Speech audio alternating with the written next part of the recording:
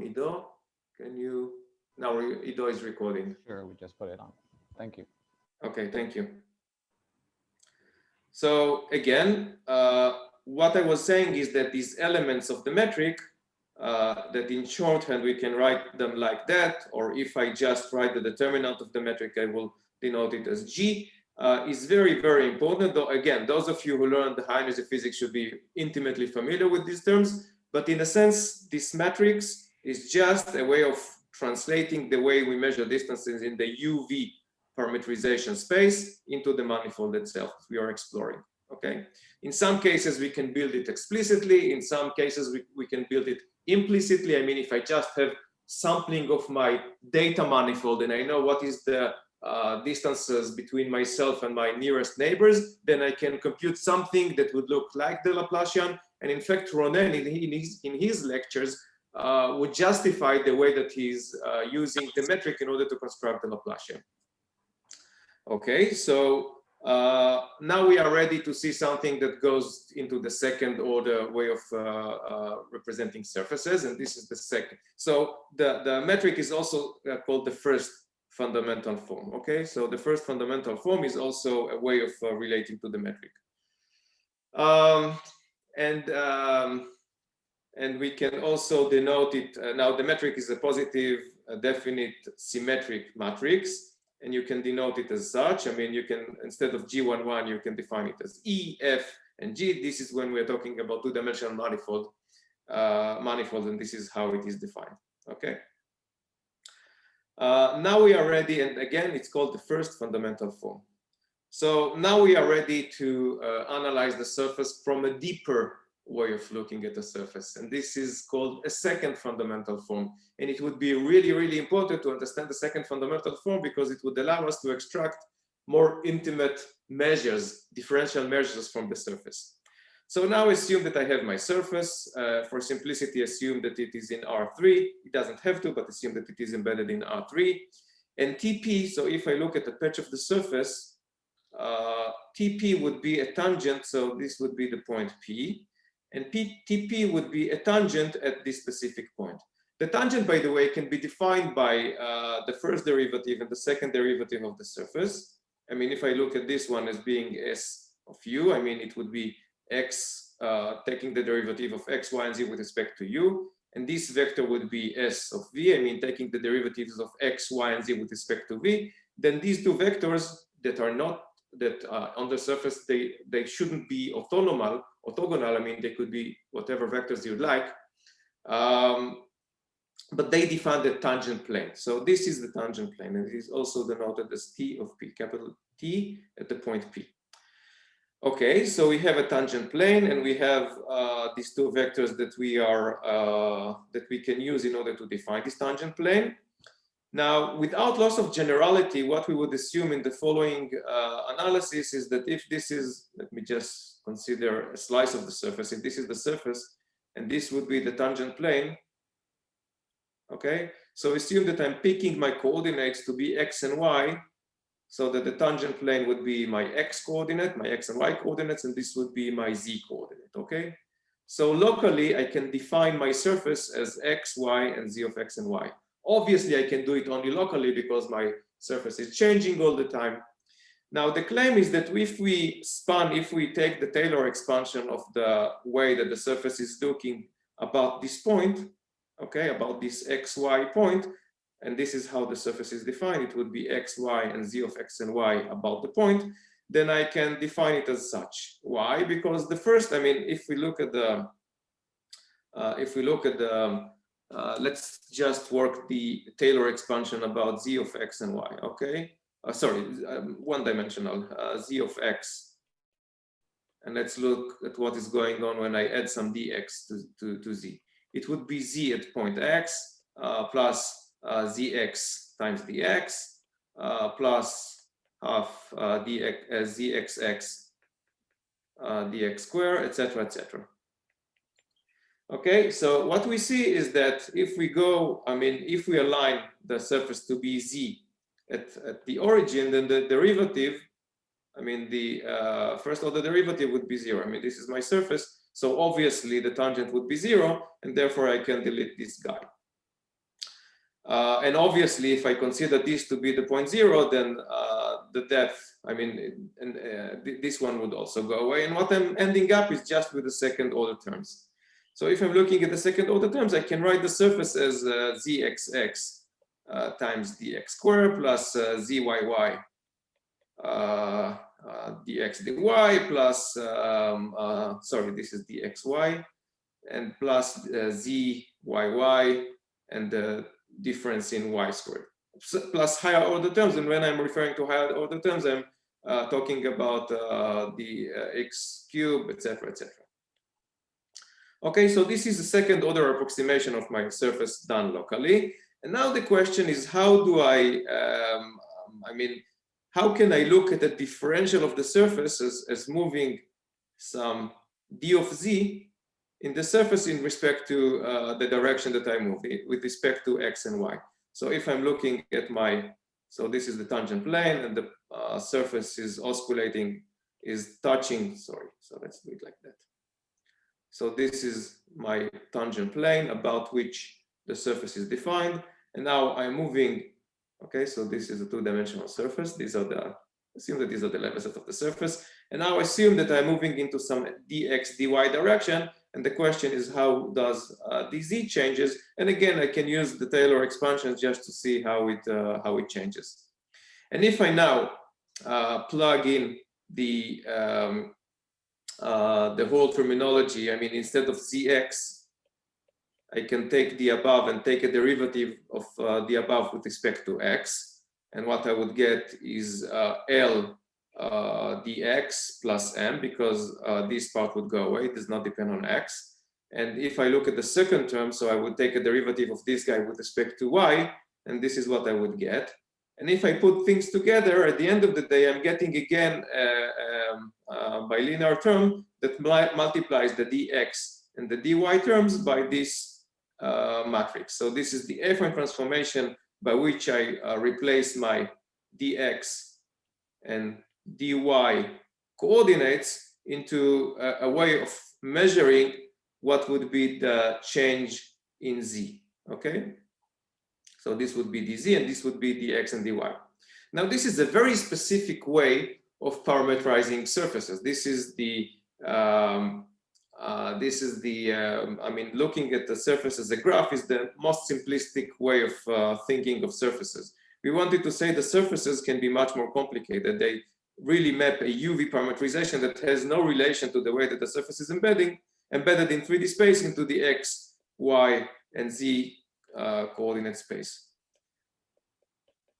Okay, and in fact, we will see that even in the more general case of having du and dv here, we still get this kind of bilinear form of translating du and dv to changes in the value of the surface. Okay, so let's do that.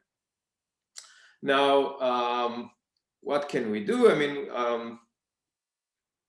so let's do that. Okay, so what my claim is that this is what we end up having at the end of the day. Okay, this would be my my change in a moment. We'll see what.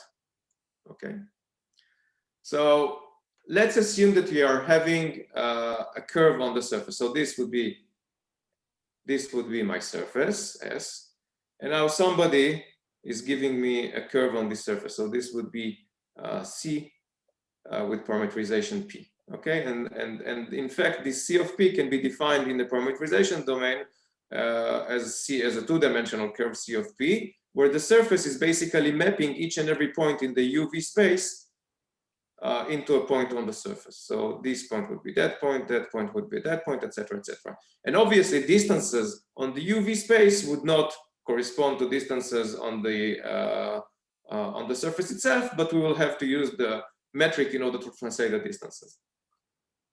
So this is how we can draw a curve on the surface. And we already saw that if we are looking at two very specific curves, for example, the curve where u is a constant, let me just choose a different color. So if u is a constant, for example, if you're looking at this curve, it would translate into something like, I would assume, that curve over here, okay? And if we are looking at the constant V curve, then it would probably be a curve that looks like that. Okay, so these are again very specific curves. And specifically, we are looking at two vectors U with respect S with respect to U and S with respect to V. That would be, let me just pick up another color, and it would be this vector and that vector. Okay, so this would be S with respect to U, and this would probably be the derivative of S with respect to V. And as you can see, there are vectors in R3 that span the tangent plane, the plane that is tangent to this point here, to that point that corresponds to the point over there. Okay, so if we have the tangent plane, there is no problem of defining the normal to the surface. The normal would be nothing but the outer product of these two vectors. So this would be the normal. Okay, and if we want the normal to be normalized, we also have to divide it by the magnitude of this cross product. It appears that if we would like to sum over the area of the surface, what we have to do is sum over these parallelograms, okay, which are nothing but what you see over here. So this is dA is nothing but an area element of the surface. And if we want to measure the area of the surface, what we need is to sum over this area. Okay, so, and in fact, you can prove that SU cross SV, I mean, the outer product of these two vectors is nothing but the determinant. I mean, if you take the square root of it, it would be square root of the determinant of the metric. Okay, so prove it at home. It's not so difficult to prove, but this is a way of relating between these vectors SU and SV, and a way of computing the area. So if you think about it, then you sum over that guy and that guy, and as you sum over all these guys, it would be like summing over the area of your manifold. Okay, so this is a way of computing the area, and if you like, the volume for more complicated, for higher dimensional manifolds of your manifold. Okay, now we're getting into business. Assume that I have my surface, so I have this is my surface, and I have my curve on this surface. Okay, so I have my curve on this surface, and assume that on the surface somebody is giving me this curve with arc length parameterization. So it would be S, and we said that the arc length, Euclidean arc length parameterization is nothing but C of S. Now, the second order derivative of the curve with respect to the arc length, do you remember what it is? Anyone? The curvature. The curvature. It would be the curvature vector, okay? So it would be the curvature vector, and it would be a vector like that. And it doesn't have to lie exactly in the surface, or it doesn't have to lie exactly on the normal direction. It is just a vector, okay? And this is, let me do it in one dimension. No, let me do it a little bit more projective way. So this is my surface, and this would be my curve. So my curve would now be in red, and the normal vector. Let's explore what is going on at this point. I don't know why it's like that. Let's explore what is going on at this point. Come on. For some reason, I've lost my ability to, oh, here it is. Okay, so let's assume that this is the normal to the surface, okay? And let's assume that this is the curvature vector, okay? So this would be the curvature vector. Now, if I would like to, now the curvature vector can be decomposed into two components. One of them is projecting the curvature vector onto the tangent plane. So assume this would be my tangent plane projection of the vector. And the other one would be projecting the vector into the continuation of the normal. So this would be called kappa, the curvature in the normal to the surface direction. And this guy would be called the geodesic curvature vector. Okay, so this would be called the curvature in the tangent plane direction. And these two vectors play a really important role in understanding how curves and surfaces interact. Okay? In fact, if the geodesic curvature is equal to 0, then at least locally what we have is something which is called the minimal geodesic, a locally shortest path. If the normal curvature is equal to 0, we are in a different play. I mean, it can happen. For example, if we have a plane, okay, then no matter which curve I would draw on my plane, the normal curvature would always be, what would be the normal curvature of a curve that is plotted on a plane which is defined as, I don't know, x, y, 0. Thank you, 0. Who was that? Adi. Adi. Thank you, Adi. So Adi said that if I have a plane, then the curvature would always be in the plane itself. It would never leave the plane, and therefore the normal curvature would always be 0. So what do we do with all of that? Let me just look at what is going on here. What we know is that if we are looking at so this was my surface and this was my curve. And now if we are looking at the tangent of the curve and the normal to the surface, I know that the inner product between them will always be 0. Why? Because my curve is always tight to the surface, so the tangent would always be orthogonal to the normal direction. And I can now take the derivative with respect to the arc length of this curve. Okay, so if I do that and I apply it to the change of the normal of the surface along the curve, and the change of the, I mean, what I do is just insert d over ds to this equation. So on the right, taking the derivative of 0 with respect to arc length would be 0. And on the left, I have the derivative of n with respect to arc length, and I have the derivative of the tangent with respect to arc length. This guy, we already know. Okay, we already know that the change of the tangent with respect to the arc length is equal to nothing but CSS. Okay, this would be y because t is s, and this is nothing but the curvature vector. But this guy, so let's and this guy, okay, one step, sorry. What we also know is that if I project CSS on the normal direction,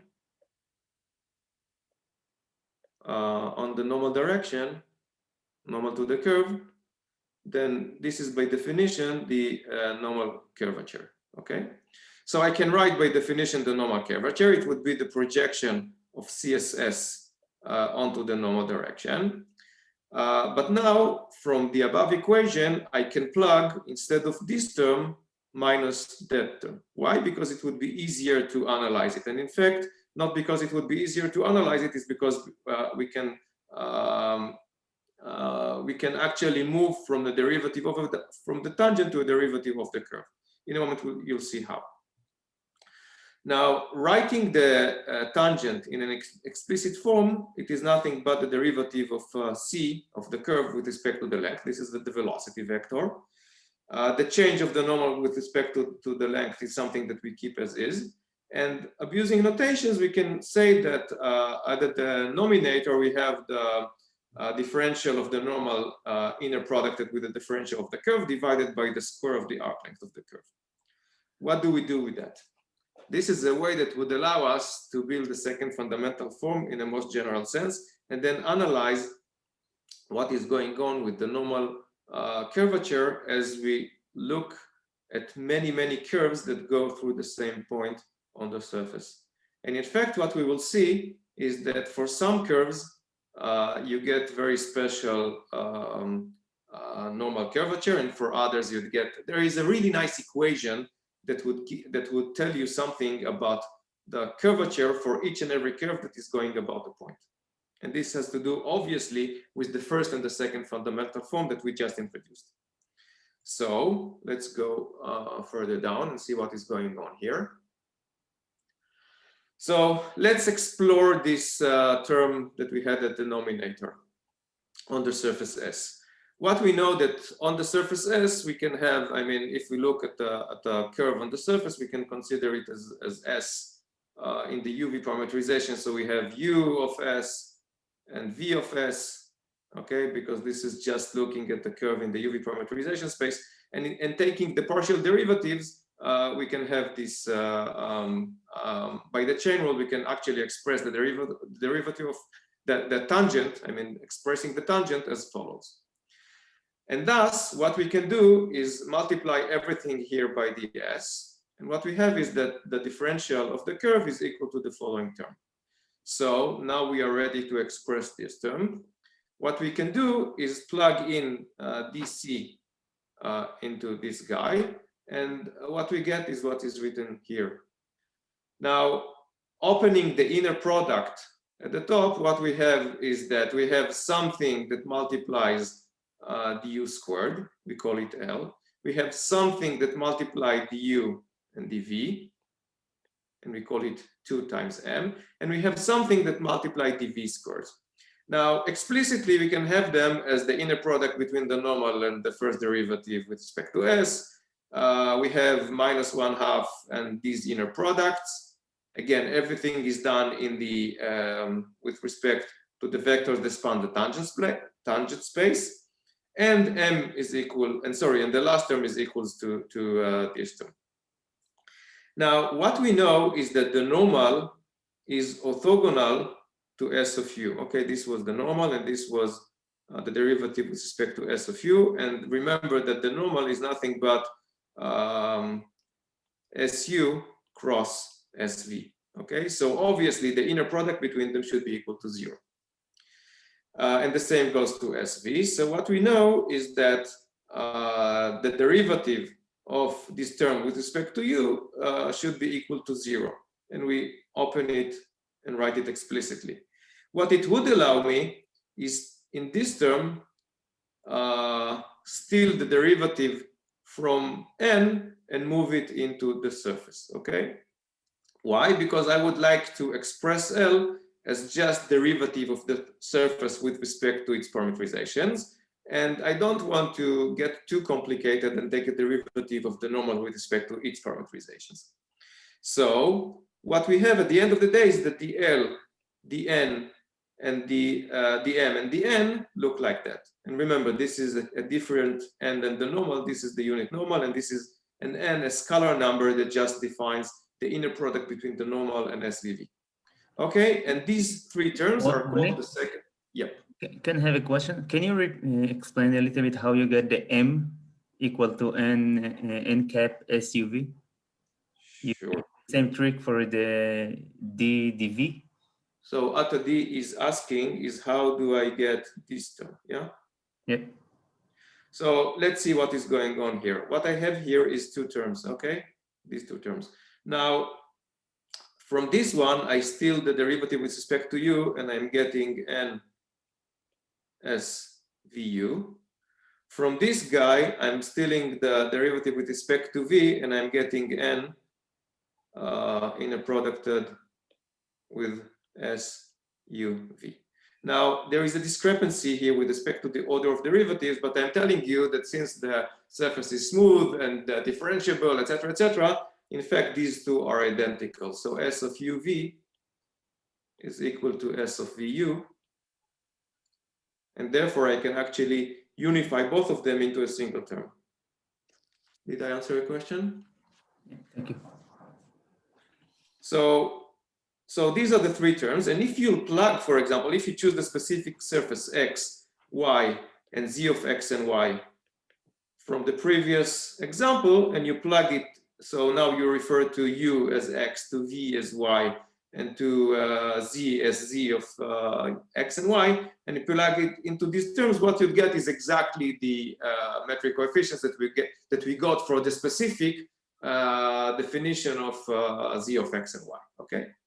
So this is really a nice relation to see. And these three terms are called the second fundamental form. And what they can be used is to, what we can show is that, in fact, if we go back to the definition of the normal curvature, okay, remember, this is how we had the definition of the normal curvature, then now, instead of the nominator we can plug in the second fundamental form. Okay, so this would be L du squared plus 2m du dv plus n dv squared. And instead of the arc length, we can plug in, remember, this is the first fundamental form. This was the first fundamental form. And at the end of the day, what we are getting is the following way of expressing the normal curvature. Now, let us do a nice trick. And if in the UV parameterization, so we are at a specific point and we look at the ratio between, and now we are allowing ourselves to travel about this point so that on the surface itself, it would look at something, I don't know, like that. Okay, so we are allowing ourselves to vary with respect to the ratio of du and dv. Okay, so we denote this ratio as a lambda. And if we write lambda to be this ratio, in fact, what we are getting is that kappa n, the normal curvature, is getting this kind of a form. Okay. Now, what we would like to understand is to analyze this equation. So we have an equation that depends on 6 numbers that I can extract by taking the derivative of x with respect of my s with respect to u, with respect to v, and then with respect also to SUU, SUV, etc. Okay, so from this I extract the first fundamental form, and from this I extract the second fundamental forms. And from these 6 numbers, at a point I can actually have a characterization of my normal curvature that depends on how curves are actually passing through this point. And the way, the orientation by which these curves are passing through this point is determined by the ratio du over dv. Okay, so for each du over dv, I would get a different curve that is passing through this point, and for each of these curves, I would get a different normal curvature. Now, I will leave it for you to prove at home that there are very specific 2 directions that are orthogonal to one another. Okay, at which k is getting a maximum value, let's call it kappa 1, and there is another one at which kappa is getting a minimal value, let's call this one kappa 2, and these 2 curvatures are called the principal curvatures. Okay, not principal, but rather principal. And this principal curvature, the main curvatures, if you like, are used to define many intrinsic characteristics of the surface. So these are the 2 principal curvatures. And in fact, if we are looking for the, so I told you that I would like you to extract the behavior of kappa with respect to the lambdas that we defined over there and ask where do I get my minimas, then what I would get at the end of the day is a quadratic equation, okay? And this quadratic equation has 2 scalar numbers, h and capital kappa and capital K. These 2 numbers are really, really interesting numbers. In fact, this number is so beautiful that Gauss named after it the Theorema Egregium, the beautiful theory. In a moment, I will explain to you what it is. But this is an equation that determines how kappa behaves about the point, kappa n behaves about the point, as we look at all possible curves that are going through this curve.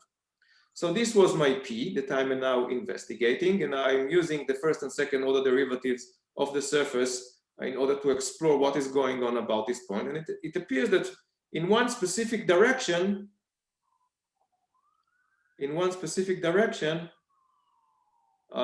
it gets a maximum, and in another specific direction it gets a minimum. And these maximum and minimum, maximum and minimum are being determined by the following equation. Now, if we solve this equation, what we are getting is that capital K equals to this ratio between the determinant of the second fundamental form and the first fundamental form, and H, which is called, so this one is called the Gaussian curvature after Gauss, is nothing but the multiplication of kappa 1 and kappa 2. And this is called the mean curvature ממוצע, which is equal to nothing but kappa 1 plus kappa 2 divided by 2. Now, the Gaussian curvature, it appears, does not depend on how you embed the surface in 3D space or in any dimension. This is an intrinsic property of the surface, and this is a very important observation. And it is so important and so beautiful that it is, that again, you can actually use it in order, for example, to evaluate the topology of a surface. So if, for example, we integrate over the curvature of a closed contour, what we would get is 2 pi, okay? Because we have shown that the curvature is nothing but the derivative of the change of the angle with respect to the arc length. So if I integrate over the whole arc length, what I would get is 2 pi for a simple closed curve in the plane. It appears that if we are looking at the Gaussian curvature and we integrate the Gaussian curvature with respect to the area element of the surface that we are exploring, what we would get is a topology indicator. It would be one number for a sphere. So for a sphere, you would get one number, and it doesn't matter how this sphere would look like. I mean, you can squeeze it and stretch it however you like, you would always get the same number. You would get a different number for a torus, for a tori, for every tori. So a tori, from my point of view, could be a cup of tea. Okay, why? Because from any practical reason, I have one. I mean, if you look at my cup of tea, this is a torus. Now, once a physicist told me that the human body can be thought of as a torus because you swallow from that. Let's not get into it.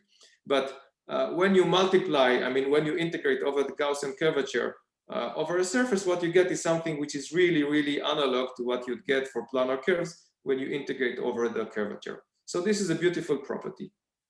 The mean curvature is a completely different story. The mean curvature is something that that measures. So if we look, for example, at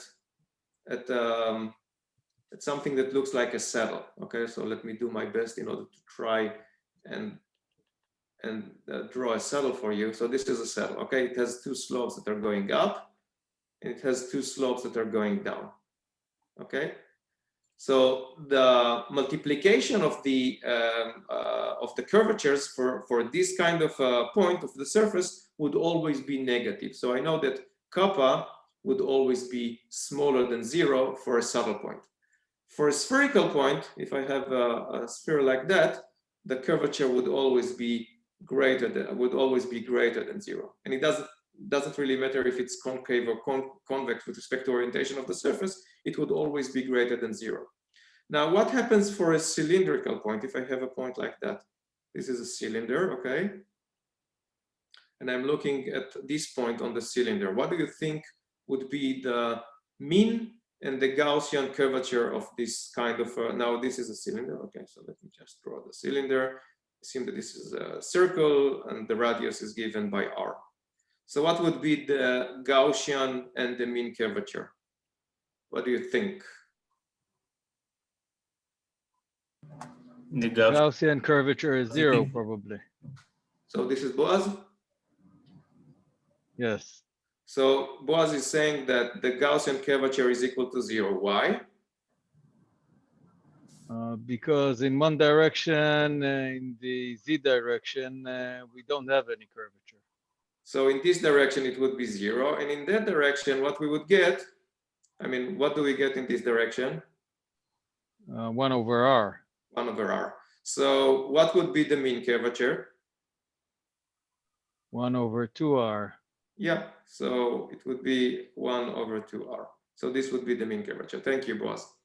What I will do is that if somebody is giving an interesting answer, please mark the time in the video, and we'll probably, I mean, I would like to encourage you to participate in the lectures. So we'll give a bonus of 1 point to the next homework or something like that. I mean, it would be something that you'd feel good with. So Boaz, mark the time and tell Ido that you would be granted with an extra point for the next homework. So again, until now, what we talked is just about surfaces, and now we are ready to get into the next domain. So again, this is how the maximum curvature and the minimum curvature would look like, the two principal curvatures. There would be obviously a solution of this quadratic equation, and this is how the mean curvature would look like, and this is how the Gaussian curvature would look like. The mean curvature, I mean, when the mean curvature is equal to 0, okay, for example, here for the saddle point, the mean curvature could be equal to 0 if these two curves are actually the same. Surfaces for which the mean curvature is equal to 0 are called minimal surfaces. And if you think about, now minimal surfaces are interesting creatures to talk about. If you think about putting a circle in soap water, so here I have a bath of soap water, and I'm putting the circle and I'm taking it out, what you'd see is something flat. Okay, so this would be a minimal curvature. Now, what would happen if you take two such circles and you put them into the soap bottle, and at the beginning, assume that you put both of them at the same place, and then you take them apart from one another.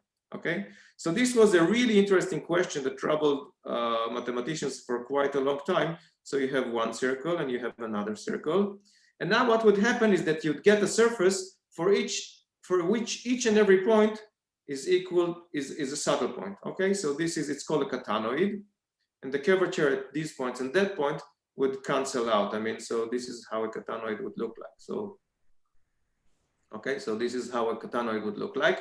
And the mean curvature at each and every point would be equal to 0. Why? Because the soap water has this power between molecules that would like to minimize the area of the surface, and minimizing the area of the surface would yield, if you do the Euler-Lagrange equation, would yield this equation. Now, it would be up to a point, because if you continue to push these two circles from one another, at the end of the day, you would have a topology change, and you would have two planes that are the solution of this equation, because there is, I mean, after a point, what you would have is singularity that looks like that, and the solution would be just a split of the soap bubble into two separate planes that define the minimal surface. Okay, so this is an interesting field in mathematics to explore and understand what is going on with surfaces and where they are minimal or not. And it appears to be really practical in analyzing, I don't know, crystals and solids and some other phenomena in physics. Okay, so now we have enough power to go into the next chapter, and let me jump over the fact that, I mean, let me just mention that if you'd like to have a surface with parameterization that would be invariant with respect to uniform scaling of the surface, what you need to do is define this kind of a metric. Okay, so let me just remind you, for curves, if we wanted the curve to be a length to be invariant with respect to uniform scaling of the surface, we said that what we want is something that is called the change of we would like to measure length by d of theta, that was nothing but the curvature. I mean, we took it in an absolute value times the arc length. Okay, this was for planar curves. It appears, and it is very easy to prove, that for surfaces, what you need to do is take the following curvature, the following correction of the metric. So you take the regular metric and you multiply it by the Gaussian curvature, assuming it is not 0, and this is a really hard assumption. And if you do that, you get a scale invariant metric. If the Gaussian curvature is equal to 0, it's called a pseudometric. Okay, so this is a way of constructing a scale invariant metric for surfaces, scale invariant metric for surfaces. Okay, I don't want to get into the derivation of this metric, although it is really, really, really simple, and proving it is actually given to you in the slides. So those of you who are interested are welcome to go over the proof that this is indeed a scale invariant metric. What else is important here to mention about so we talked only about the kappa n, about the normal curvature. we neglected the fact that if we are looking at our surface, and we had a curve, and we had this, assume that this is where the curvature vector is going. We had one vector that we called the normal curvature, but we also had another one that we can project onto the tangent plane, and we called it kappa g. Okay, we call it the geodesic curvature. The geodesic curvature is nothing but the acceleration vector, the curvature vector, minus the kappa n vector. Okay, minus we call it n. Okay, minus this guy. Okay, it has a really important property. We say that if this one equals to 0, then the curve is really tightly placed on the surface. Let me give you an example for curves for which the geodesic curvature is equal to 0. So we have our globe, our sphere, Earth, and we have two cities on Earth. And now we have two curves that are connecting 2 points on the sphere for which the geodesic curvature is equal to 0. One of them would be this one, and the other one would be going through the other side of Earth. Okay, so if we have two antipolar points, two points, one at the North Pole and the other one at the South Pole, then we have infinite number of minimal geodesics connecting these 2 points. If we are taking any other points that are not antipodal, then we have one geodesic which is called the minimal geodesic, and another geodesic that is called the non-minimal geodesic. Okay, and you can think of more complicated scenarios. Assume that this Gaussian is your surface, and you have 2 points. Then you have one minimal geodesic, and another one that goes through the other side of the mountain, which would also be a geodesic. Okay, so this is where the geodesic curvature plays a role. What else can I tell you about it? This is more or less it. And now we are ready for the second part of the lecture, and this is we call it the Laplace Beltrami operator, which is probably the most important operator that we will learn about in this course. So the Laplace Beltrami operator and the LBO, and before we go into a break, let me just give you some preliminaries. Remember that if we denote du and dv as a vector, then we can write the arc length as the metric. Okay, so g now is my g11, g12, g21, g22. This is the metric. These are the metric coefficients, and I can write it as the following form. Okay, this is exactly just a different write-up of what we have written in the previous lecture. But now we are ready to define the inner product between two vectors, f and q, as defined on the tangent plane. How do we do that? I mean, assume that your f can be defined. I mean, you can define the f by defining the uv coordinates of this f, but remember that f is actually belonging to the tangent plane somehow. Okay, so this would be my f.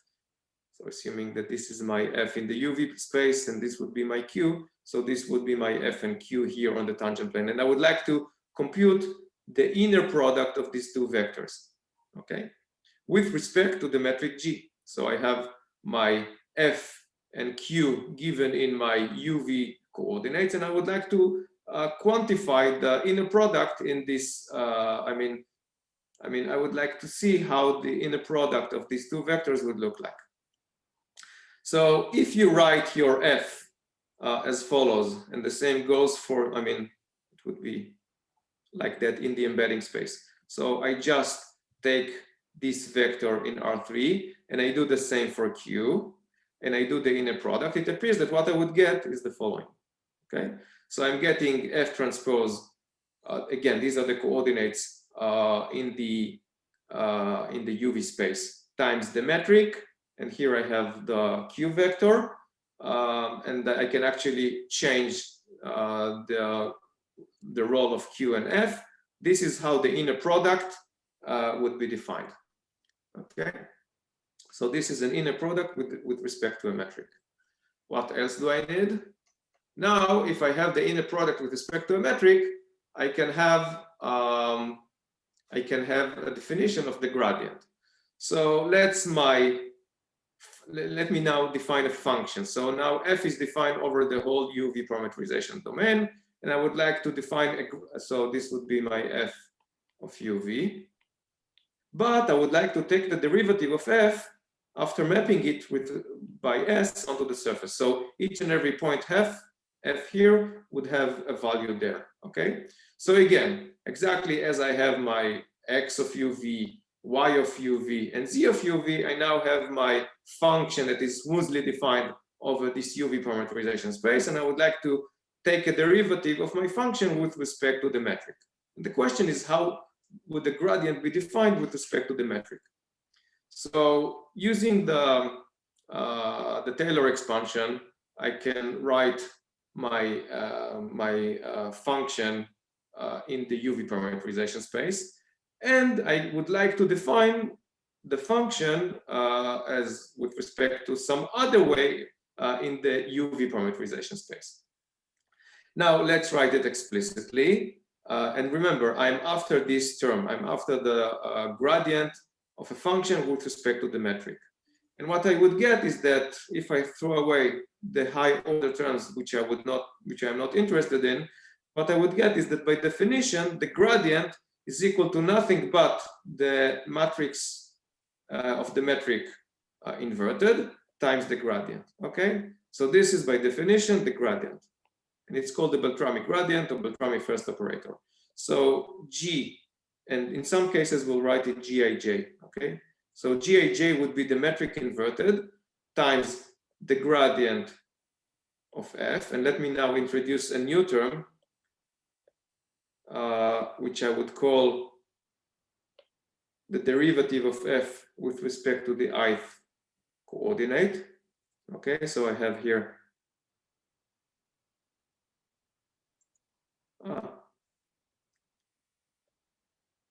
let's call it like that. Okay, so this would be Gi, di with respect to the u and the v coordinates. Now, when I'm writing one index at the top, let me just change color, and one index at the bottom, in order not to sum over all the coefficients, I can get rid, let's see if I can do it, of this guy.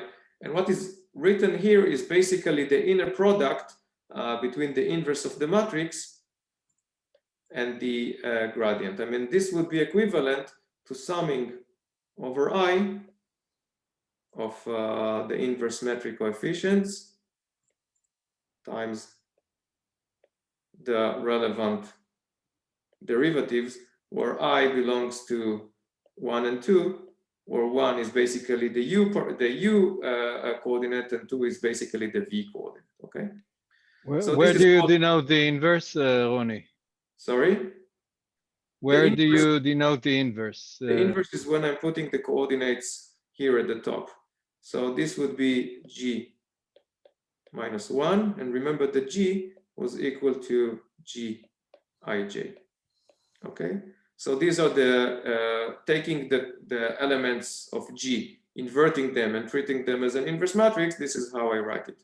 So this is the inverse metric, and this is the regular metric. Okay, so believe me, it would not take too much. I mean, it would be a little bit painful, but from the gradient to get the Laplacian, I'm just reminding you that the divergence over the gradient was used to define the Laplacian. And what we will do in a moment is using a similar, so it's also called the div of the grad in the flat domains. What we will do in a moment is apply the same trick in order to compute the Laplacian of a function on a manifold. Now, just to give you a motivation, those of you who are coming from computer science, if you think of a point in a graph, and the point in a graph is connected to other points in a graph, okay? And now you think of your graph, okay, so this is a graph of connected points in any dimensional space. It appears that the Laplacian of the graph, now how do we write the graph? The graph would be a tilde G. So the Laplacian of your graph would be nothing but some manipulation over a point and the neighboring points, okay? So this would be the Laplacian of a graph.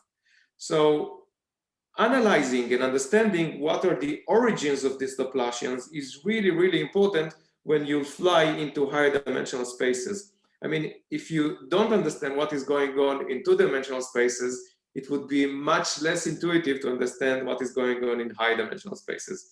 So bear with me for the next hour. So let's take a, I don't know, 7-minute break and reconvene at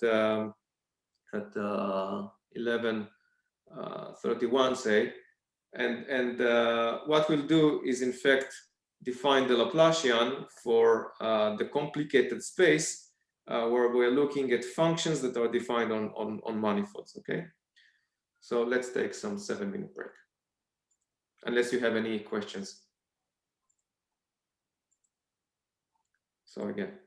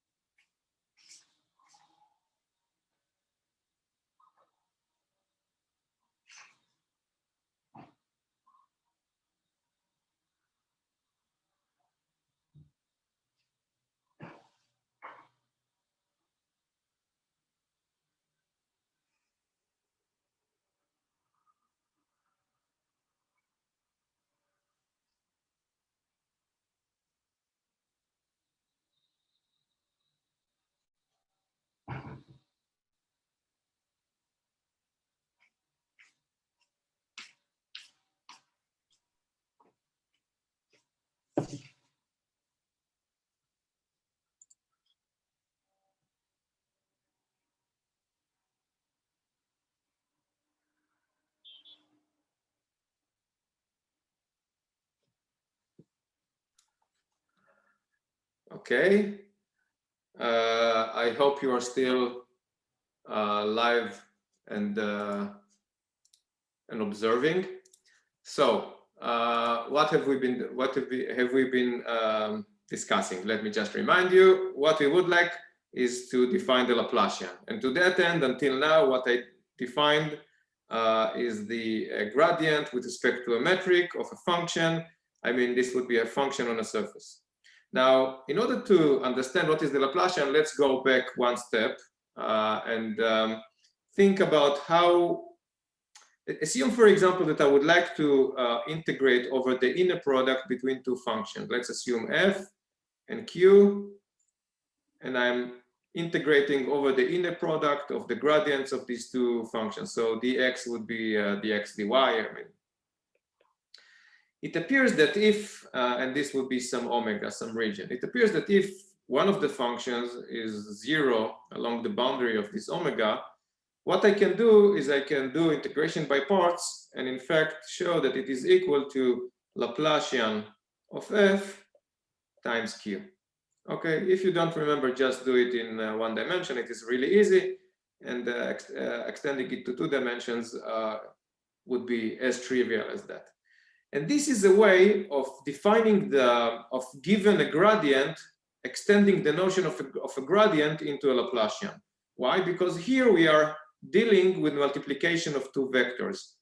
Two vectors on a curved manifold is something which is, let's call it, challenging to deal with.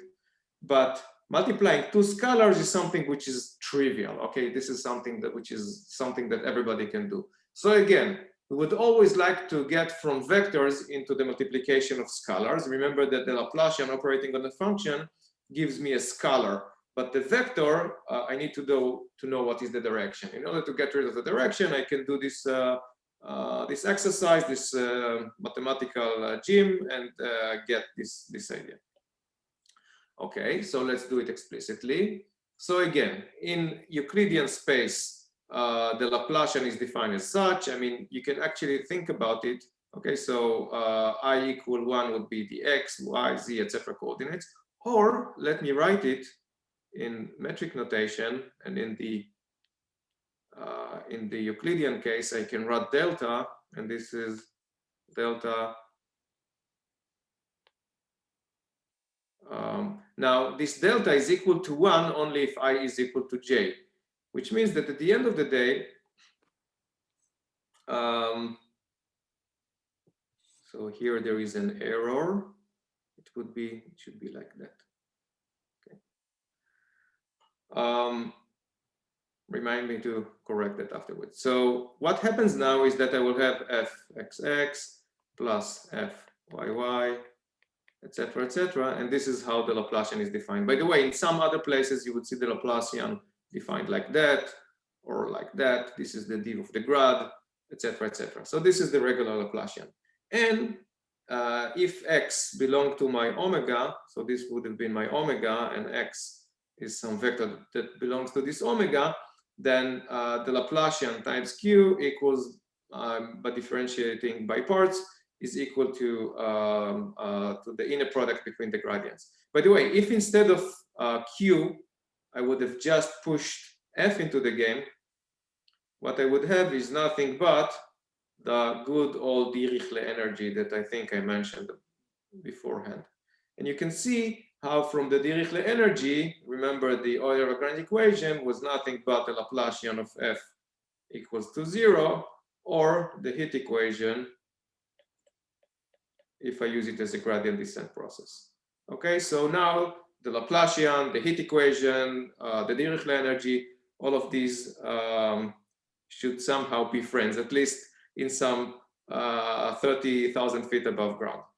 So again, let us add notations. Now, the determinant of the metric would be called small g, and an area element would be the square root of g, the square root of the determinant of g, times du, du1, du2, I mean du dv. Okay, so we mentioned that for surfaces, the d area was nothing but su cross sv du dv. And for surfaces, this was nothing but the square root of the determinant of the metric. Okay, so now the claim is that by definition, the Laplacian of f, and we call it Laplace Beltrami, okay, because now instead of just the Laplacian, we have the metric here. The Laplacian of f times h would be a different function defined on my domain, would be equal to the inner product between the gradients of the gradient with respect to the metric of f and h, okay? And the integration is with respect to the area element. So from this definition, so this is a definition, from this definition, let us extract how the Laplacian really looks like. And again, if we have a vectorial operator on a surface, we have to work really hard to understand how it interacts with other vectors. If we have a scalar operator, then we can do magic with it. I mean, taking for example, the eigen functions of this Laplacian, okay, of this operator. In a moment, I hope that in this lecture, I will be able to mention of how we do that. The eigenvalues of this operator. We can do interesting things, and in fact, when you analyze data using geometry, this is where your heart will be. I mean, this is what you will do. You will always look at the first eigenfunctions and eigenvalues and try to say interesting things about the game. In our case, when we try to analyze shapes, feeding them into learning mechanisms, we will use much more than the first two eigenfunctions or the first 10 eigenfunctions and eigenvectors. Okay, so let's continue to explore. Let's write this term explicitly. So instead of this guy, I can write, I have the first vector transpose times the second vector, and in the middle I have to plug in the metric. So this is plugging in the metric. This is the first vector transposed. So I have to take the gradient of f to the left, and here I have g minus 1. Remember that g is symmetric, so g minus 1 is also symmetric. And here I have g minus 1 times the gradient of h. Okay, so one of this guy cancels out, and what I am left with is just g minus 1 gradient of h, and here I have the gradient of f transpose. Now, what I can do is actually treat all this part as being transposed, and if I do that, what I have, and I can also take this scalar and put it, multiplying matrices by a scalar does not, I can do it from wherever direction I'd like. So what I have is square root of g times g minus 1 times gradient of f, everything transposed. And now integrating by parts, what I can do is grab the gradient from h and plug it into this guy, okay? And if you do that, what you have at the end of the day is something that looks like that. So summing over all the elements of taking the gradient of this vector, and everything here is done in the UV parameterization space. And this is my operator, okay? So my operator would be, and there is a square root of g here. So this would be my operator. And in fact, if I would like it to be done in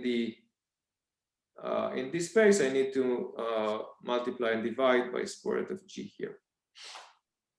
So at the end of the day, what I'm getting is that the Laplacian of f equals to nothing but this guy.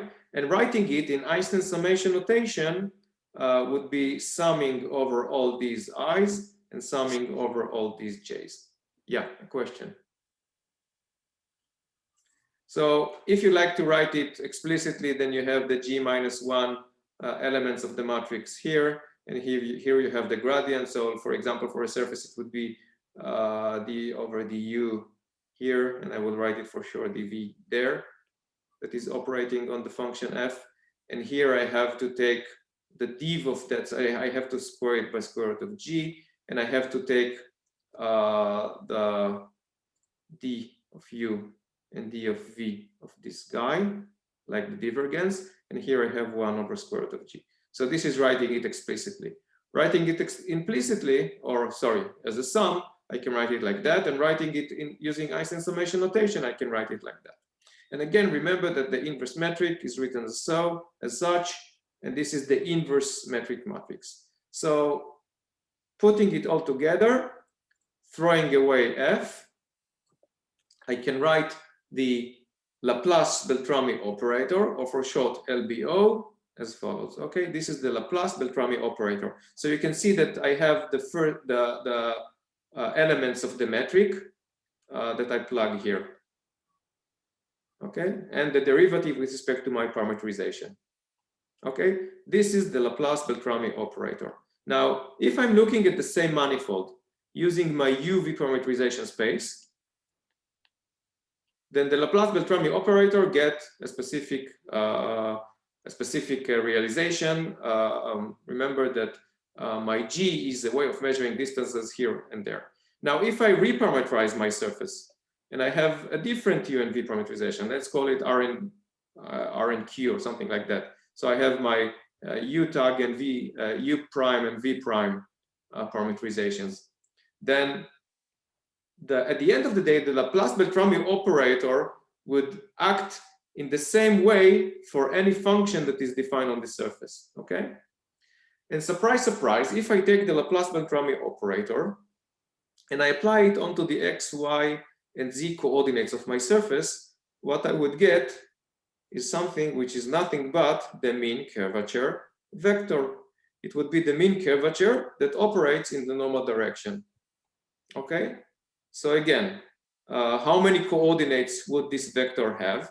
Remember that S has x of uv, y of uv, and z of uv. So the scalar operator operating on each and every of these coordinates of these functions of uv, okay, would yield the mean curvature vector. Now, if, for example, I'm using my knowledge in calculus of variations in order to minimize the area of a function, and I told you that minimizing the area of a function is nothing but minimizing this guy. Surprise, surprise, the Euler-Lagrange equation would be nothing but the mean curvature vector equals to 0. Okay, in fact, with the minus sign here. And using it as a gradient descent process, it would be nothing but taking the surface and moving it in the normal direction with a velocity that is proportional to the mean curvature. Okay, and we already saw that the mean curvature is nothing but application of the Laplace Beltrami operator on the surface coordinates. Okay, so in a perfect analog way of minimizing the Dirichlet energy of the gradient of a function, from which what we got is the Laplacian of a function that should be equal to 0, from which what we got is the heat equation. In a very similar way for surfaces, what we get is the mean curvature vector that should be equal to 0, or the mean curvature flow, or the Laplace Beltrami operator operating on the coordinates of the surface. But the Laplace Beltrami operator has much more and much deeper reason to exist. In a moment, we'll talk more about it. Ronnie, may I have a question? Sure. About the notations you use for the Beltrami operator, delta I and delta J are vectors? So this is an operator. This is just writing d over du for I equals 1. And for I equals 2, it would be like, so this would be the definition of this one. And for I equal 2, so d2 would be d over dv. So this is only defined for... Now, okay. the fact that I have one index here and one index there is basically saying that I'm summing over all the i's. It's like plugging a sum over all the i's here. The fact that I have one j here and yj and one j there, it would be like plugging here a sum over all the j's. So it would be like plugging here in this point sum over all the j's. So j is equal to u and to v. Okay. Ron, can you maybe explain why you get a vector in the end? You said that when applying the operator on S, we get a vector. Yeah, sure. Let's apply the Laplace Beltrami operator only on x of u and v. Okay. You would get something. You would get a scalar number. Okay. So you would get some function at each and every point. You would get, let's call it L. Okay, with L of u and v. Okay. Now let's take my scalar and apply it to y of u and v. Okay, so this was L1. I will get L2 of u and v. Now I'm applying the same Laplace Beltrami operator to z of u and v. What I would get is L3 of u and v. So applying the Laplace Beltrami operator on x gave me one function of x of u. So this is application of the Laplace Beltrami operator on x of u and v. Applying the Laplace Beltrami operator on y of u and v gave me another function of u and v. Applying the Laplace Beltrami over z of u and v gave me another function. And putting these three functions together, you can think about it as at each and every point having a vector. Okay, it would be like, assume that I have my UV parameterization space, and you will have it. And for each and every point, you have both surface. Okay, so at each and every point, you would have some x of u and v, y of u and v, and z of u and v. And assume that for each and every point, you also have rg and b. Okay, for example, a depth sensor is giving you rg and b of u and v, and you also have the depth in space. Now assume that you would like to selectively smooth, to refine your rg and b, but with respect to the surface that you are operating on. Then what you'll do is you'll compute the Laplace Beltrami operator with respect to the x, y, and z coordinates to the surface S of u and v. So from this guy, you would extract your Laplace Beltrami operator, and you would operate on the RGB space, and you would get some way of smoothing your surface. Okay. Now, if by chance you don't use the RGB, now instead of the RGB, you can plug again the x, y, and z coordinates to the operator, and you would get for each and every point on the surface, you would get three numbers, and these three numbers can be regarded as a vector. And this vector can be easily proven to be nothing but the mean curvature vector. Okay? In a similar way, think about applying the second order derivative to the curve. Okay? We remember that the first order derivative was the velocity, the second order derivative was nothing but the acceleration, but this would be the acceleration vector on the plane if we denoted it like that. Okay, so this is sort of the Laplacian for curves, and this was the curvature vector. And for surfaces, we have this guy operating on the surface, and we would get nothing but the mean curvature vector.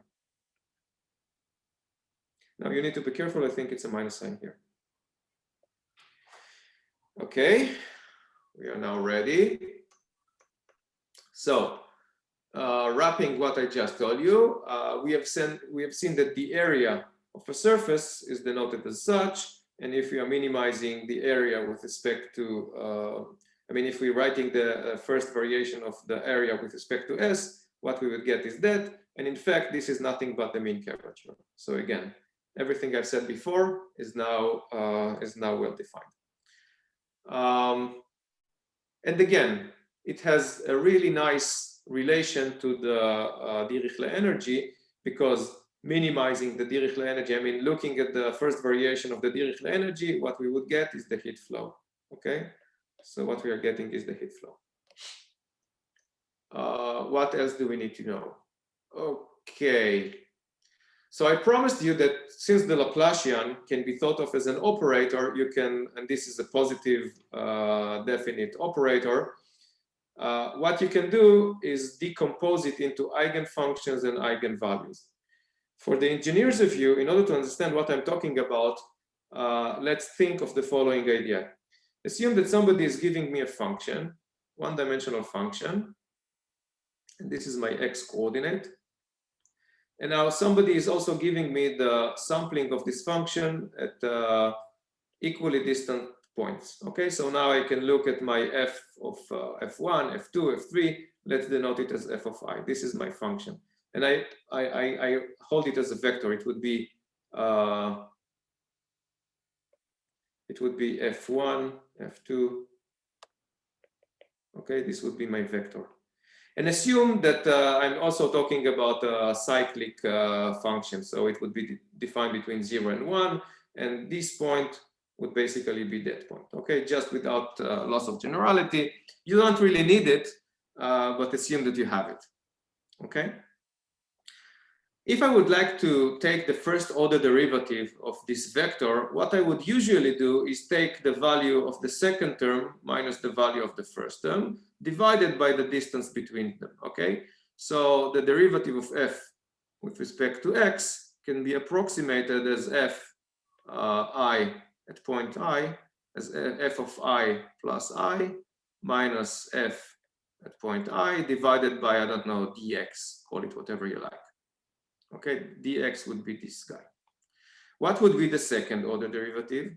The second order derivative, fxx, would be nothing but taking, so assume that now I'm exploring what is going on about xi. So it would be taking the first order derivative of these two minus the first order derivative of these two divided by dx. So I would get nothing but fi plus 1 minus 2 fi plus fi minus 1, okay, divided by dx squared. And this would be an approximation of the second order derivative about a point I. If I would now plot the second order derivative as an operator that is operating on this function, it would look like that. It would look minus 2 along the diagonal. It would be 1 along the diagonal to the right, and it would be 1 along the diagonal to the left. It would be 0 almost everywhere. And since I told you that it is a cyclic defined function, I'm also putting 1 here. And this is known as, this matrix is known as, how is it called? Remember, this line is exactly this line rotated to the right. Toplitz matrix?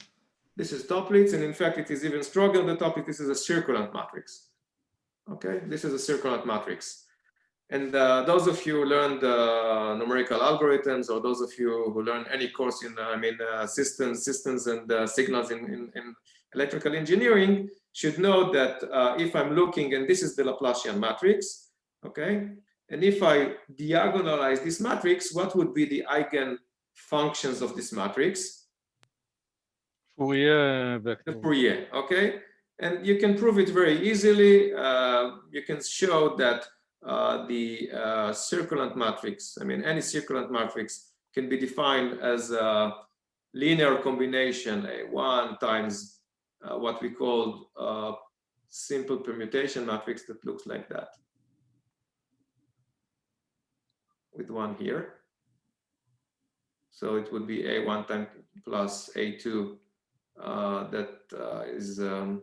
Let's call this matrix J. So it would be J squared, which is rotating 2 to the left. And in fact, if you look at this matrix, what it does is basically rotating a clock. and this clock is spanned by nothing but the complex division of the unit circle. If you didn't understand what I'm saying, it's fine. We'll probably go over it later on in this course, or I will give you some notes that explain it to the last bit. But what is important to understand is that if I'm looking at the Laplace operator for functions, the eigenfunctions that I would get would be nothing but the Fourier. Okay, so the Fourier in some sense is related to the minimization of the Dirichlet energy, is related to whatever we are looking for in surfaces. And remember that the integration of smooth functions in a sense is a way of measuring smoothness of functions. So obviously Fourier is a good way of looking at smooth functions. But now when we are looking at the Laplace Beltrami on surfaces, I can actually decompose it into in the same manner. I think I did it. So if decomposing the Dirichlet energy gave me the heat equation, and looking at the minimization of an area gave me the Laplace Beltrami, which is nothing but the mean curvature flow, and the minimization of arc length we talked about gave me the mean curvature, the curvature flow. When talking about surfaces, what I can get is decomposition of this Laplace Beltrami operator into eigenfunctions and eigenvalues. Now, and here comes the now. If for, and this is a conceptual trick, if for functions, when I'm looking at this interval, it would always be the same. I mean, if we are measuring time, it would always be something that goes between 0 and, I don't know, 1 second, 1 minute, whatever. And 1 second is as important as the second, usually as the second.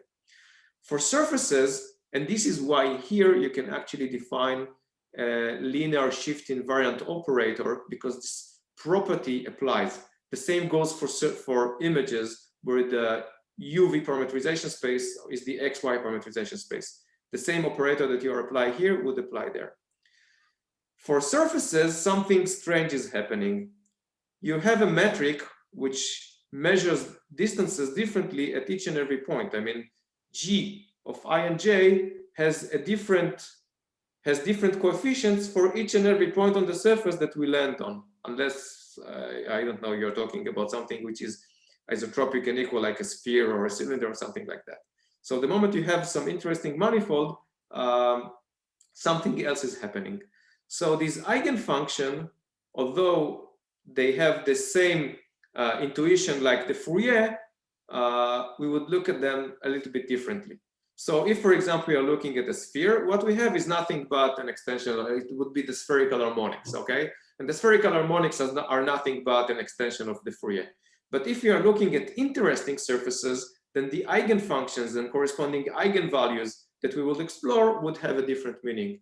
In fact, there is a very interesting question for which the answer is no, that asks, if somebody is just giving you the eigenvalues, can you reconstruct back the surface up to, for example, isometries of the surface? This is called, can you hear the shape of a drum? Okay, and this was a very interesting question. The answer was no, because somebody gave this kind of, I don't know, polygons who have, I don't remember if I plotted correctly, who two different polygons. I think the second one looks like that. And again, don't catch me. I think the second one was like that. That both of them have the same eigenvalues, but produce different looking shapes. But then came a group of people led by Emanuel Rodola from, I think now he's in Switzerland, before that he was in Rome, in Italy, who actually showed that from any practical reason, you can look at these eigenvalues and extract back the surface, okay? For shape, there was another guy, in fact, even for surfaces, Martin Reuter, a German guy, who was actually proving that from the eigenfunctions, you can actually classify shapes. So this is an interesting way of looking at shapes. And something else which is important, remember that I told you that your GIJs for surfaces were nothing but the inner product of SI and SJ, okay? This is how the usual metric is defined, and from this usual metric you can have your eigenfunctions.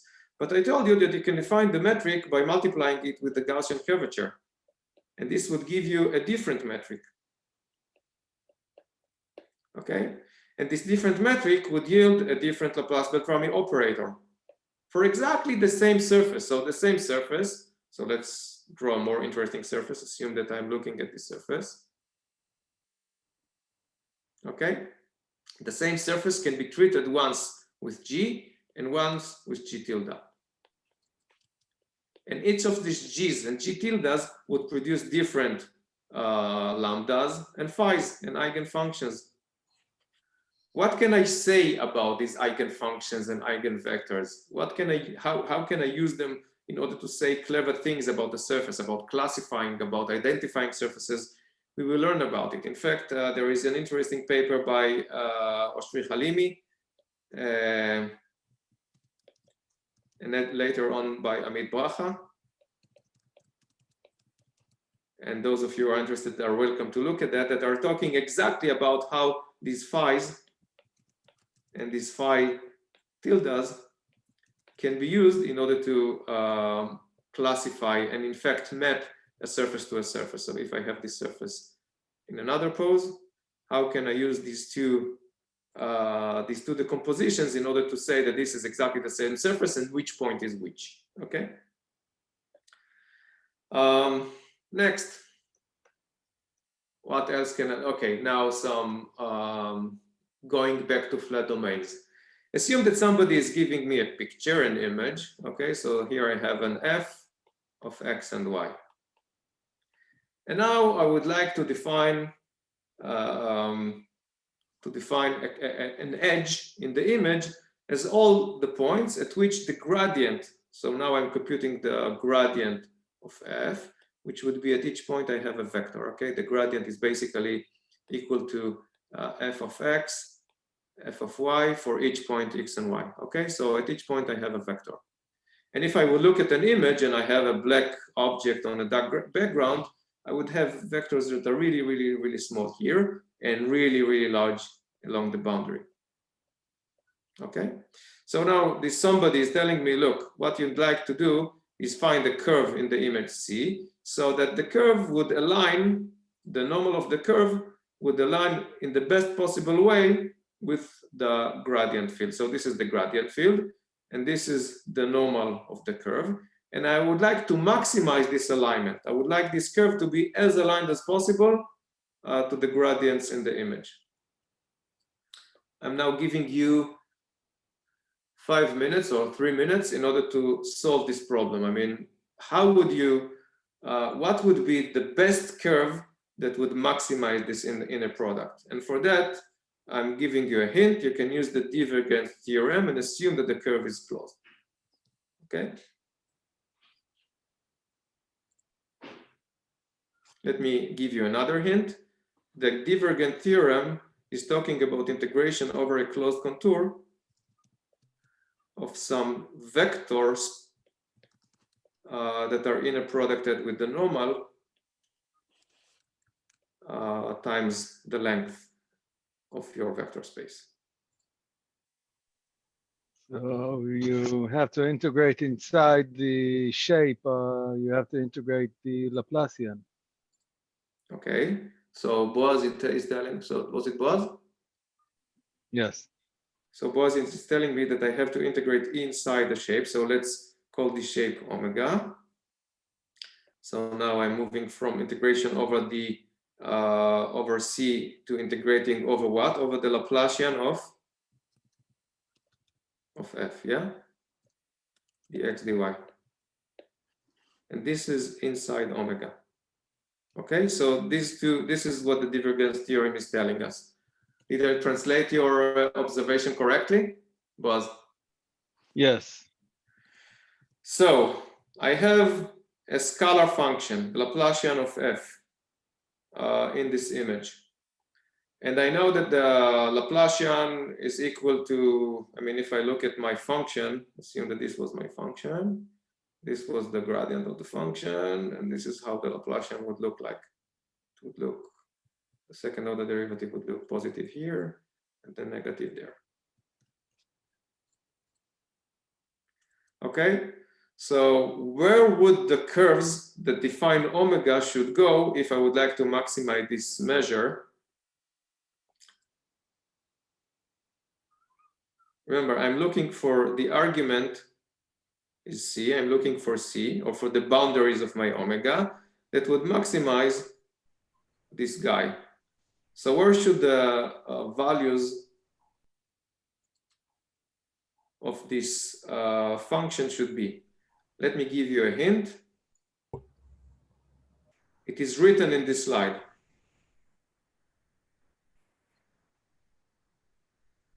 Edges. Oh yeah, the edges is what I'm looking for, but yeah, how are the edges defined? The Laplacian is 0. Who said that? Yeah, Nitai. Nitai.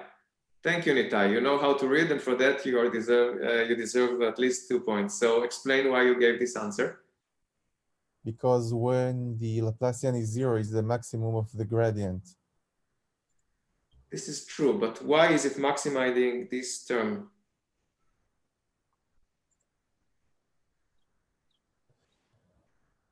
This was my question. So you deserve 1 point. I would have given you 2 points if you would have explained to me why the zero crossings of the Laplacian is a way of maximizing this measure. It's very easy. Because there's no change in the metric when it's 0. So let me translate Boaz's answer, because remember that if I'm looking at the zero crossings of the Laplacian, I'm getting plus values and negative values, okay? Boaz, point. Now, if I would like to find a curve that maximizes what I'm looking for, in fact, what I need to do is accumulate all the pluses, okay? And accumulating all the pluses, I need to locate my curve at places where this function is equal to 0. So the zero crossings of the Laplacian. And in fact, if you will look into the most naive and trivial edge indicators functions, they would be called Laplacian zero crossings, okay? So zero crossings of the Laplacian of the image, looking for all the places where the Laplacian of the image is equal to 0, is a way of defining edges. And now, using your knowledge in calculus of variations and using the divergent theorem, you know that the way of that what this measure is maximizing, is extremizing, is nothing but an alignment of the edges that we are looking for with the gradient of the image. So the zero crossings of the Laplacians are in fact the argmax of this measure, okay? And we got it by using the divergent theorem. Ron? Yeah. So basically, we can use level set with the Laplacian and find the zero crossing to find the curve. So again, if I'm computing, let's call it Q, okay? Q of x and y is equal to the Laplacian of f of x and y. And now what you do is you use contour plot in MATLAB or contour in Python or whatever in order to ask the question, where is x and y equals to 0? Yeah, then definitely what you get is edges. Very noisy ones, but you would get edges, and you know exactly what these edges are satisfying. They are satisfying this equation. So you know where the zero crossings of the Laplacian are coming from. In fact, this edge detector is called the Marr and Hildreth, okay? Edge detector.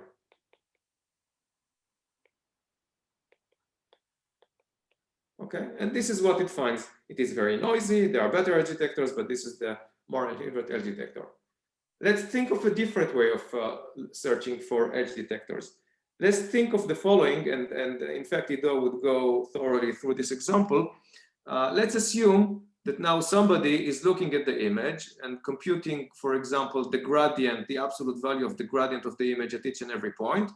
And I would like to define something which is inverted, that gets smaller values where the gradient is high. Then I just define something like that, okay? This is not the metric, this is just over the gradient of the image. And now I'm looking for the curve. So the argument, and I'm now minimizing, is the curve C that would minimize integration using the arc length over this G function. So if you think of my, so here I have a black object over a white, or a white object over a black background, and this is how the slice of this object looks like, and this is how the absolute value of the gradient would look like, then this is how my G function would look like.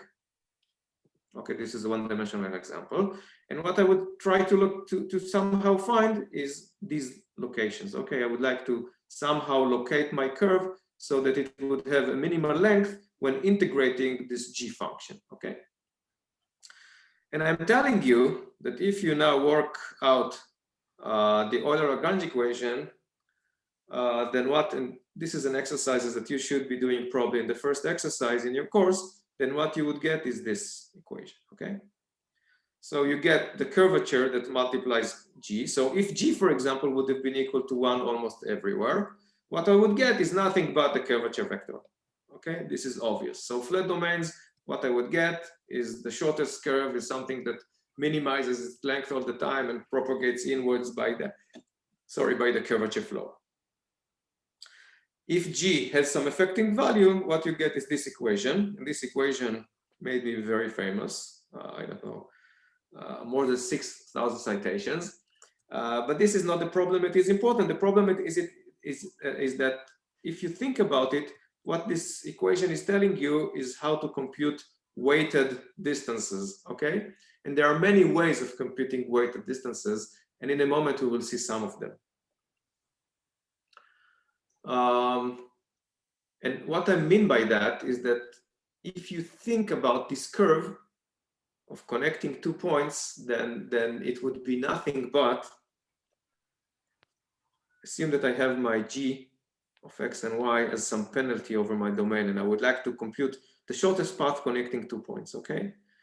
So for a closed contour, I have this crazy way of shifting my curve by the curvature normal, but multiplied by G minus gradient of G inner producted with the normal, and everything should be multiplied by the normal, and it looks like that. And it should halt, it should stop where the G is getting small values. But if I have 2 endpoints, then the problem is different. And now I'm looking for the curve that would minimize. So this is a variation way of taking a given curve and evolving it into in the image so that eventually it would lock onto the object that you are looking for. But if you have 2 points and you're looking for the curve that would minimize integration over GDS, then you compute it in a different way, okay? You compute it in a way that would be that would be more intuitive if I would simplify things. So let's simplify things. Assume that I have a point, and what I would like to do is compute for each and every point, I would like to compute the distance, the straight line connecting the 2 points, okay?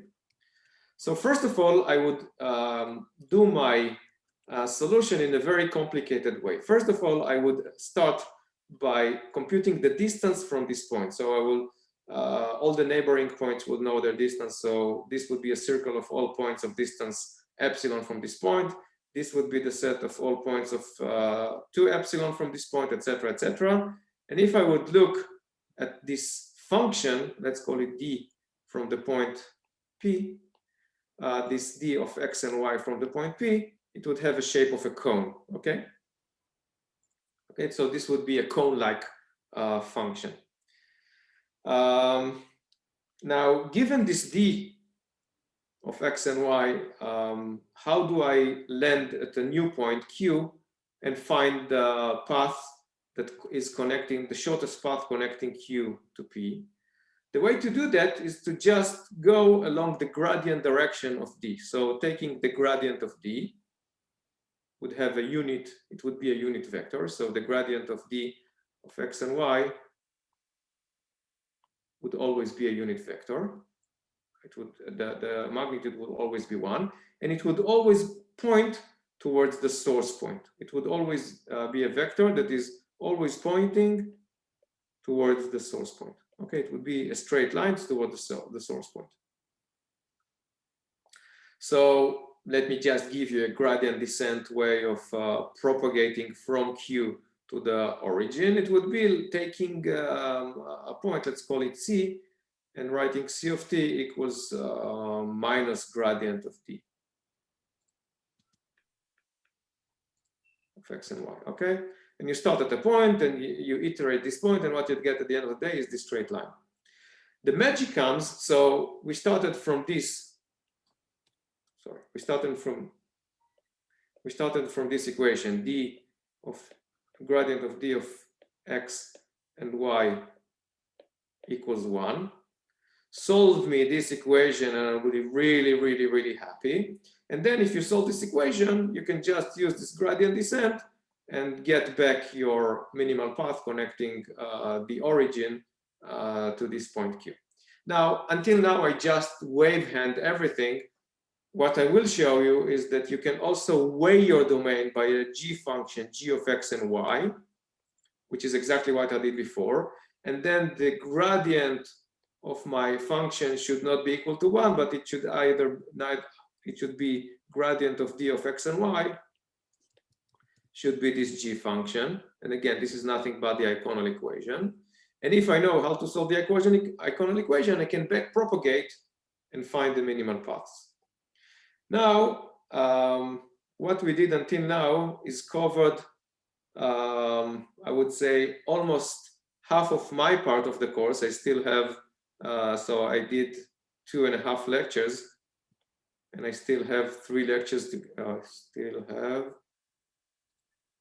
Each of us should have 6.5, okay? So I still have 4 lectures to go, okay? In the next parts, what I will do is try to go more into using the Laplace Beltrami operator, etc., into applications, so that you would have some intuitions of how to compare between shapes, etc.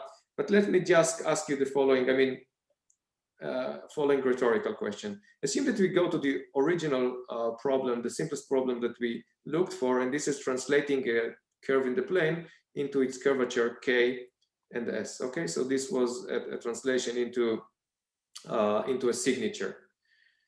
The way that we did it is, first of all, defining the arc length, and then from the arc length defining the first and second order derivatives of the curve, and saying that they are related by a scalar which was called kappa.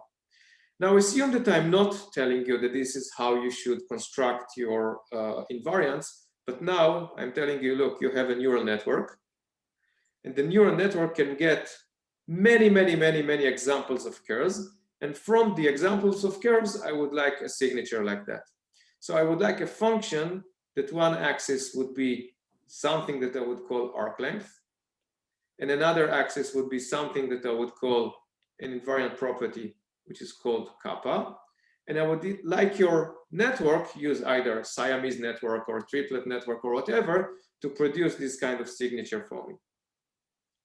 What I can tell you is that the curvature as a function of the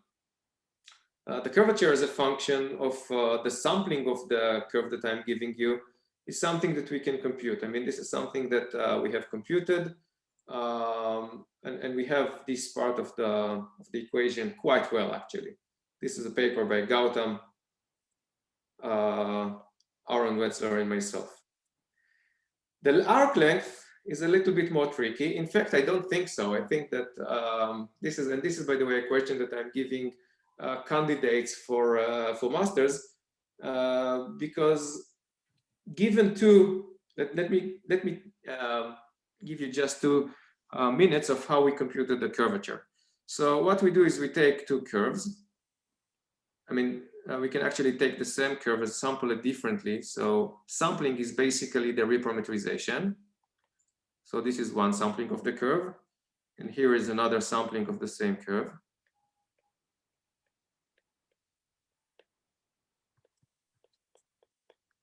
Okay, and about this point, I'm feeding this point into two neural networks, Siamese neural networks, and I'm sending the blue point with all its neighbors into the upper network, and I'm setting the red points, with all their neighbors to the bottom network, and they should produce the same number if they are taken from about the same point, and they should provide different numbers if they are taken from different parts of the curve. Okay, so this is how this curve is being trained in order to produce the curvature. The arc length can be done in a very similar way. I'm leaving you to think about it. This is not part of the assignments of the course, although I thought of giving it as an open assignment. But those of you who are interested in solving that, I will be really, really happy. And I'm telling you that 2 students are now also playing with that.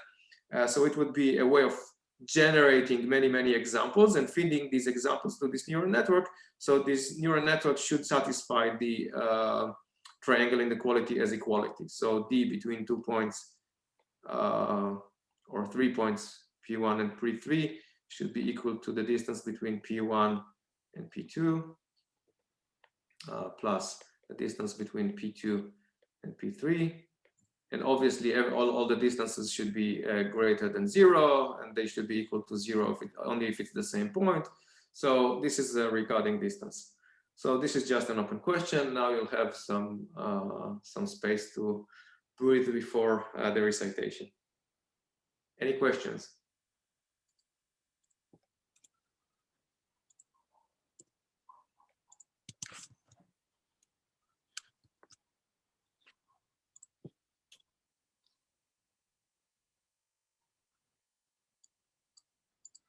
If not, then the recitation would be given in a different in a different link.